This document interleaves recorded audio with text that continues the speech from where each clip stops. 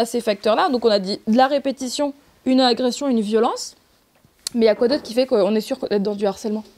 C'est des méchancetés. Dès qu'il y a quelqu'un qui est méchant avec nous et que ça se répète. En parler pour mieux réagir. Le harcèlement touche un enfant sur 10. C'est donc eux qu'il faut sensibiliser en priorité. Il y a certains enfants qui souffrent avec cette douleur.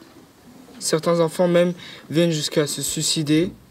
Certains font des choses inappropriées pour leur âge. Donc je pense que c'est vraiment très important d'en parler. Pendant presque 2 mois, l'association Asmae intervient dans les établissements scolaires. Le nom de ce projet, le Yalatour, l'objectif, mieux comprendre et prévenir ces situations de danger. Pourquoi est-ce qu'on a des personnes qui harcèlent et surtout quels sont les prétextes qu'elles vont utiliser pour s'en prendre à telle ou telle personne? Oui. Ça permet justement de pouvoir rappeler que c'est pas du tout de leur faute, que c'est pas normal, et de rappeler aussi l'importance de savoir ce que l'on peut faire. Et justement, quoi faire? Ces élèves de 5e semblent avoir retenu la leçon. J'irai le dire parce qu'il ne faut pas rester sans personne, sinon ça continue. J'irai en parler à des adultes, que j'essayerai d'aider la personne, d'aller la voir, de la réconforter.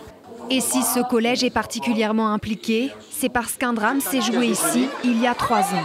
On a eu une élève qui a fait une tentative de suicide pour des motifs soupçonnés de harcèlement, puisque juridiquement ça n'a pas encore été démontré, mais ça nous a profondément touchés. On prend notre part de responsabilité dans ce genre de situation et on ne peut que mettre en place des éléments de réponse pour que ça n'arrive plus. Comme cette classe, 10 000 enfants seront sensibilisés à ce fléau.